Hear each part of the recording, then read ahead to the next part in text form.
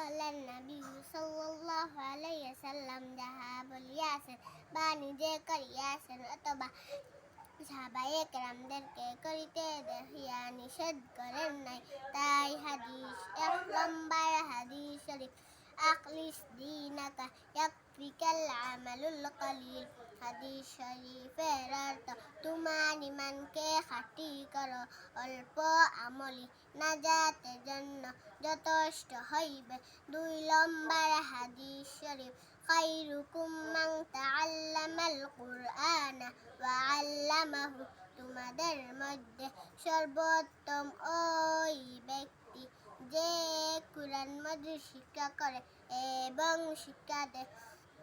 3 নম্বর হাদিস শরীফ। তলাবুল ইলমি ফারিজাতুন আলা কুল্লি মুসলিম। দিনের ইলম তলব করা প্রত্যেক মুসলমানের উপর ফরজ।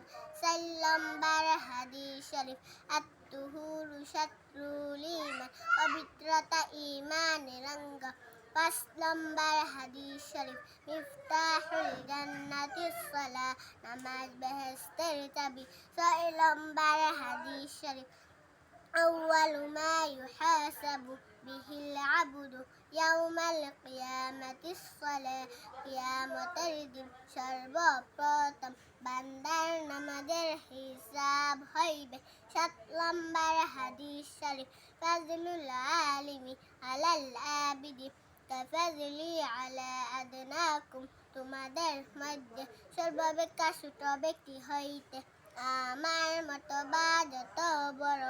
বেইলিম আবিদের চেয়ে একজন খাঁটি আলিমের মতবা তত বড়।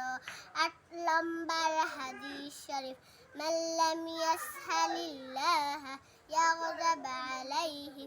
যে ব্যক্তি আল্লাহ তাআলার নিকট চায় না, আল্লাহ তাআলা তাহার উপর রাগান্বিত হয়। 9 নম্বর হাদিস শরীফ। লা ইয়ারহামুল্লাহু মান লা ইয়ারহামুন নাস। আল্লাহ তাআলা ওই ব্যক্তির উপর রহম করে না যে মানুষের উপর রহম করে না। 10 নম্বর হাদিস শরীফ। আল মুসলিমু মান সালিমাল মুসলিমুনা মিন লিসানিহি ওয়া ইয়াদিহি। খাঁটি মুসলমান ওই ব্যক্তি যাহার হাত ও মুখ হইতে অপর মুসলমান নিরাপদ থাকে। 11 নম্বর হাদিস শরীফ। হুব্বুদ দুনিয়া রাসু কুল্লি খাতিয়া। দুনিয়ার মহাব্বত সমস্ত গুনাহের মূল। ইন্নামাল আমালু বিল খাওয়াতিম। অর্থ, শেষ আমলি নির্ভরযোগ্য। 13 নম্বর হাদিস শরীফ। তুহফাতুল মুমিনিল মাউত। ইমানদারের জন্য মৃত্যু উপহার স্বরূপ। 14 নম্বর হাদিস শরীফ। কাফা বিল মারই কাযিবান আন ইউহাদ্দিসা বিকুল্লি মা সামিআ। যাহাই শুনে তাহাই বলিতে থাকা। কোন